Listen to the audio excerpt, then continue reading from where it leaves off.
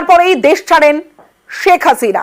ভারতেই হাসিনা আপাতত লন্ডন যাওয়ার সম্ভাবনা কম শেখ হাসিনার। দু একদিন দিল্লিতেই থাকবেন শেখ হাসিনা, যেমনটা সূত্র মারফত জানা যাচ্ছে। আপাতত সেফ হাউসে থাকবেন শেখ হাসিনা।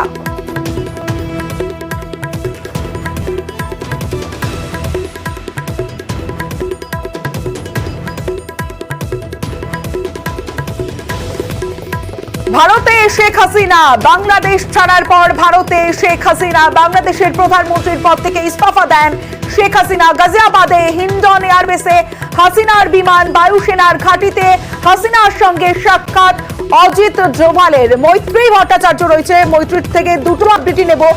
মৈত্রী, একদিকে ভারতেই হাসিনা আপাতত লন্ডন যাওয়ার সম্ভাবনা কম, এই বিষয়ে যেমন জানবো, তেমন বায়ুসেনার ঘাঁটিতে হাসিনার সঙ্গে সাক্ষাৎ অজিত ডোভালের।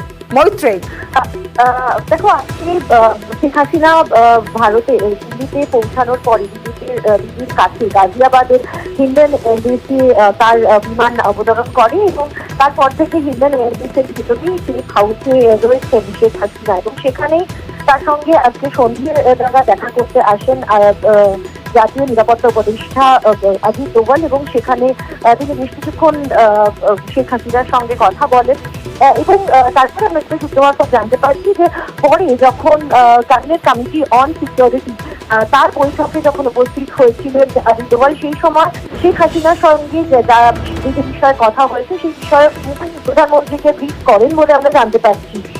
অন্যদিকে তোমার দ্বিতীয় প্রশ্ন যে বিষয়ে তুমি জানতে চাইছিলে যে এখনো পর্যন্ত শেখ হাসিনা, আমরা সূত্র মারফত যেটা জানতে পারছি যে তিনি হিন্ডন এয়ারবেসেই রয়েছে এবং আজ তার লন্ডন উড়ে যাওয়ার সম্ভাবনা কম, এমনটাই জানা যাচ্ছে। তার সমস্ত নিরাপত্তা এবং তার যে ট্রাভেলের বিষয়টি রয়েছে সবকিছুই কিন্তু বিদেশ মন্ত্রক এবং সেনাবাহিনীর উচ্চ পর্যায়ের আধিকারিকেরা তারা নজর রাখছেন এবং যদি শেখ হাসিনা তিনি ভারতে থাকেন তাহলে সেক্ষেত্রে তাকে একটি সেফ হাউসে সেনাবাহিনীর নিরাপত্তার বেষ্টনীতেই রাখা হবে।